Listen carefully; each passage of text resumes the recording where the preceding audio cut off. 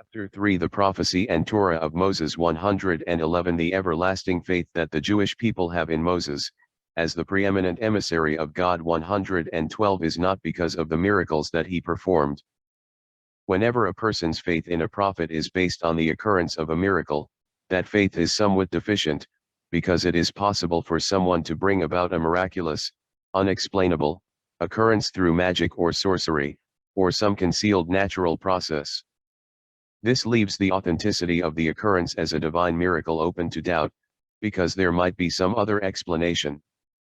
Therefore, the miracles that God performed through Moses, as recorded in the Torah, were not intended to serve as undeniable proof of the legitimacy of his prophecy.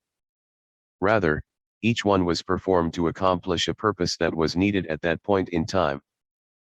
For example, when it was necessary to save the Israelites by drowning the Egyptian army, the sea split for Moses, and after the Israelites passed through on dry land, the Egyptians followed, and God returned the sea upon them. 113 When the Israelites needed water, Moses struck the rock, and it provided a continuously flowing spring of water. 114 When Korach, Dathan, and Abiram mutinied against Moses, he called upon God for the earth to open its mouth and swallow them. 115 The same applies to all the other miracles that God performed through Moses.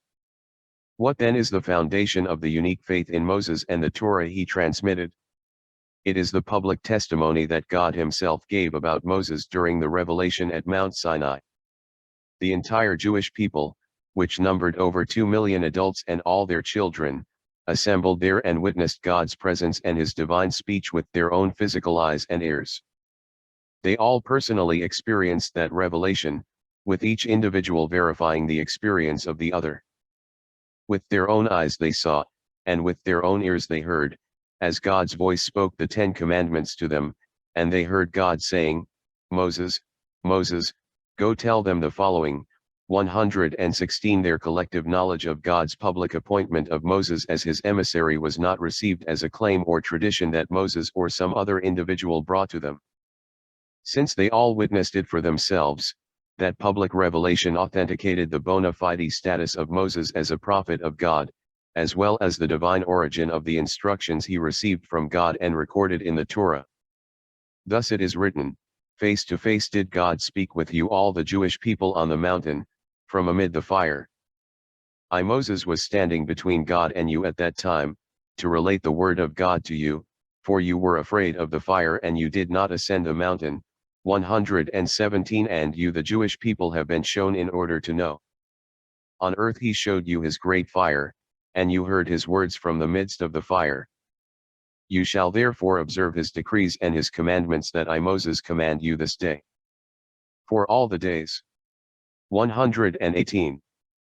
This foundational principle is alluded to in God's communication to Moses at the burning bush on Mount Sinai, when Moses received his mission from God. At the very outset, God instructed Moses, "This is your sign to the Israelites that I have sent you, when you take the people out of Egypt." That will not be the sign, rather, the sign will be that you Moses will serve God on this mountain. 119 God alluded to him that the miracles of the Exodus from Egypt were intended only as a temporary measure. After they would leave their slavery in Egypt, all the Israelites would stand before Mount Sinai, and their witnessing of Moses being called to serve God upon the mountain would remove any doubts that they had about him up to that point. Based on all this, the public revelation at Mount Sinai is the only indisputable criterion for believing in and accepting Moses' prophecy and his transmission of God's teachings, as God said to him, "I will come to you in a thick cloud, so that the people will hear when I speak with you and will also believe in you forever." 120 Thus, the faith in God's appointment of Moses is undeniable for as long as the Jewish people and their Torah exist, which is forever, and this faith is not based on any miracle that Moses performed. Such a unique testimony to a group of millions of people is impossible to refute, because each overlapping generation serves as the witness to the next generation. Before his death, Moses wrote these events in the first Torah scroll, which God dictated to him, and he made identical copies of that scroll for each of the 12 Jewish tribes who had personally witnessed and verified the very events which are written there. 121 Thus it is written, the Torah that Moses commanded us is the heritage of the congregation of Jacob. 122 Therefore, if a supposed prophet arises and attempts to dispute or nullify anything in the prophecy or the Torah of Moses, even if he performs great miracles in support of his claim, he should not be believed or heeded. We would know with certainty that his message is false, and that he performed his alleged miracles through either magic or sorcery or deception. This conclusion is definite, because the prophecy of Moses was established as true for all time, based on the open revelation of God and his appointment of Moses which occurred publicly at Mount Sinai.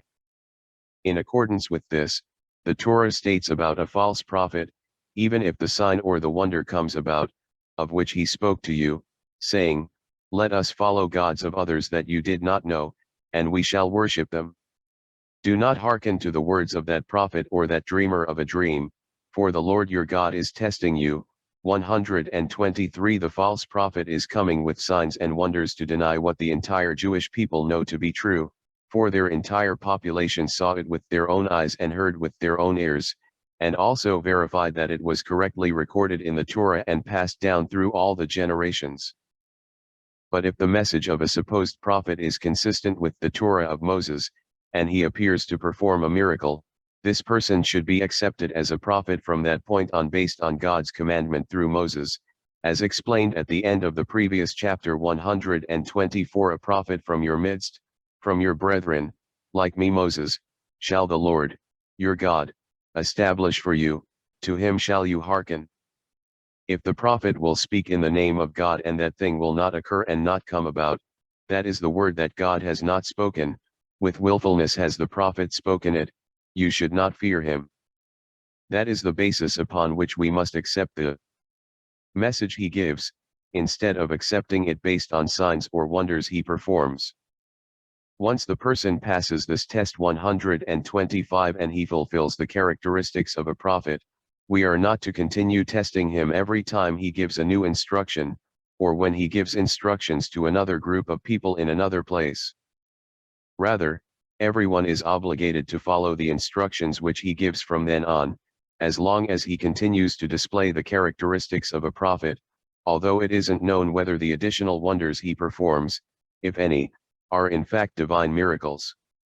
In regard to one who prophesies and it is unknown to the people if he is a true prophet, the same directives in the Torah apply.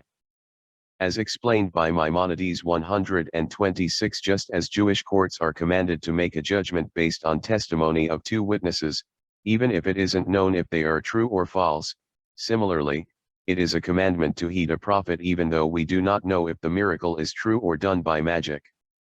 The limitations of what can be a true prophecy, and the types of statements that are sure to be false prophecies, are explained in more detail in the next chapter.